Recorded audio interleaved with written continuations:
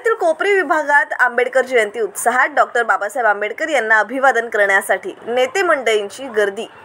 Doctor Babasaheb Ambedkar यांच्या 133व्या जयंतीनिमित्त ठाण्यातील कोपरी विभागामध्ये मिरवणुकीचं आयोजन करण्यात आलं होतं आणि या मिरवणुकीत बाबासाहेब आंबेडकर यांना वंदन करण्यासाठी नेते मंडळींनी देखील हजेरी लावलेली पाहायला मिळाली आहे। शिवसेना प्रवक्ते माजी महापौर नरेश म्हस्के, माजी आमदार निरंजन डावखरे, शिवसेना प्रवक्ता राहुल लोंढे असे राजकीय नेते देखील या मिरवणुकीत सहभागी झालेले पाहायला मिळाले। शिका, संघटित व्हा, संघर्ष करा हा बाबासाहेबांचा संदेश सर्वच तरुणांनी आत्मसात केला पाहिजे अशी प्रतिक्रिया सर्वच नेत्यांनी दिली आहे।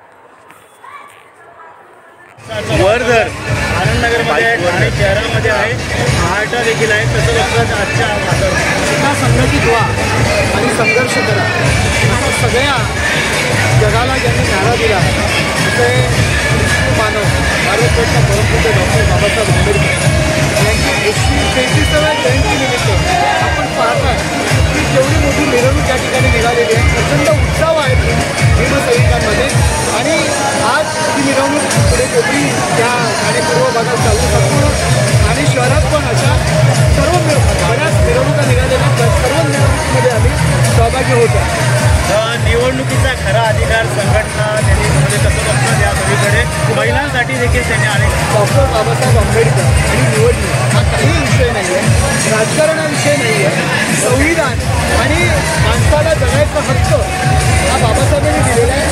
बाबासाहेब आंबेडकरांची जयंती आणि निवडणूक हा संबंध काय जोडू नका। घटना ज्यांनी दिलेल्या आहे त्यामुळे तिथे फायदा आता नक्कीच दीन दलितांचे कैवारी त्यांना म्हणतात। उद्धारणी कोटी कुळे भीमा तुझ्या जन्मामुळे, भीमरायांच्या जन्मामुळे दीन दलित माणूस हा जगायला शिकला आणि माणूस आहे याची जाणीव त्यांच्यामुळे झालेली आहे। तरुणाई मोठ्या प्रमाणात जल्लोष तरुणाई मोठ्या प्रमाणात यामध्ये सहभागी आहे।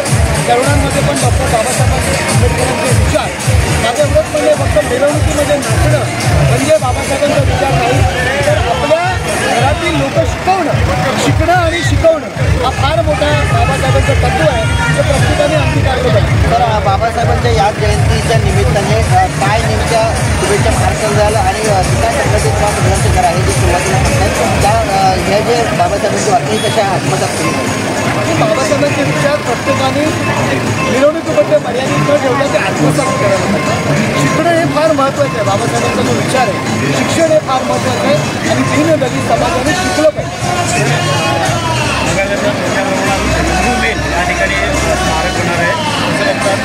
आपण पाहताय महाराष्ट्राचे माननीय मुख्यमंत्री एकनाथ शिंदे साहेब हिंदू मिलमध्ये जे बाबासाहेब आंबेडकरांचे जे स्मारक होते त्याला चालना मिळालेली, बंद झालेलं बंद पडलेलं काम सुरू केलेलं प्रत्येक जयंती असेल, महापर्व निर्वाण दिन असेल, मुख्यमंत्री स्वतः त्या ठिकाणी उपस्थित राहतात, देखभाल व्यवस्था प्राधिकारी ते पाहत असतात आणि बाबासाहेबांची जी शक्तीस्थळ आहे ती सुद्धा त्यांना एक वेगळं रूप देण्याचा प्रयत्न या ठिकाणी आमच्या शासनामार्फत होतो।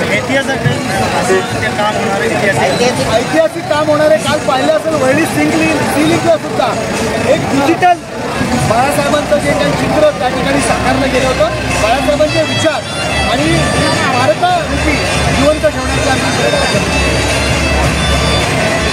आज डॉक्टर बाबासाहेब आंबेडकर यांची 133वी जयंती आहे, कोपरी 133वी जयंती आहे। मोठ्या उत्साहात या ठिकाणी रॅलीचं आयोजन करण्यात आलेलं आहे। काय तमाम नागरिकांना शुभेच्छा द्या। ज्यांनी खऱ्या अर्थानं या देशातल्या पीडित समाजाला जो गुलामगिरीच्या कित्येक पिढ्या गुलामीमध्ये जगत होता, त्याला गावकुसाबाहेर दूर ठेवलं जात होतं, त्याला अक्षरशः हीन दर्जाची वागणूक ज्या समाजाला या देशात दिली जात होती त्या समाजाला या आमच्या उद्धारकर्त्याने म्हणून आम्ही म्हणतो उद्धरली कोटी कुळे भीमा तुझ्या जन्मामुळे। आज जो हा माहोल बघतोय, या महिला बघताय, ही रॅली बघतोय, हे फक्त ठाण्यात नाही, देशात नाही तर संपूर्ण जगामध्ये आज डॉक्टर बाबासाहेब आंबेडकरांची जयंती मोठ्या धूमधडाक्यात साजरी होते। कारण एक प्रज्ञा सूर्य, एक बोलतो आपण बुद्धिमान व्यक्ती, जो संघर्ष करून, त्याग करून, कष्ट करून आज देशाच्या घटनेचा शिल्पकार झाला आहे. त्या घटनेवर हा देश गेली अनेक वर्ष, 75 वर्ष मार्गक्रमण करतोय. आणि आज खऱ्या अर्थानं डॉक्टर बाबासाहेब आंबेडकर, आपण ही रॅली बघतोय, ही 65वी रॅली आहे. 65 वर्ष ही एक गाव एक जयंती आपण साजरी करतोय. आणि डॉक्टर बाबासाहेब आंबेडकर आता सर्वांचे झालेले आहेत. या रॅलीमध्ये बौद्ध लोक आहेत, इतर समाजाची लोक आहेत, इतर जातीची लोक आहेत. कारण बाबासाहेबांचे फक्त एका समाजावर नाही तर संपूर्ण देशावर उपकार होते. आणि त्यामुळे देशातला किंवा जगातला सर्वात मोठा बुद्धिमान व्यक्ती कोण, डॉक्टर बाबासाहेब आंबेडकर हे नाव सगळ्यात पुढे येतं. हिंदू मिल असेल, महिलांचं आरक्षण असेल, कसं लक्षात घ्या. हिंदू मिलचा जो थांबलेला जो काही स्मारकाचा जो प्रश्न होता तो पुन्हा एकदा सुरू झालेला आहे. आता स्मारक उभा राहणार आहे. आपलं स्मारक उभा राहत आहे.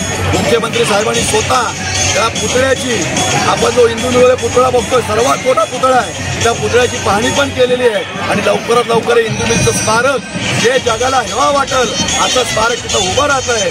आणि मी मगाशी सांगितलंय की फक्त या बौद्ध समाजातल्या या जातीतल्या महिलांवर बाबासाहेबांनी उपकार केले नाहीत, पण हिंदू कोड बिल मांडून समस्त स्त्री जातीवर बाबासाहेबांनी उपकार केले.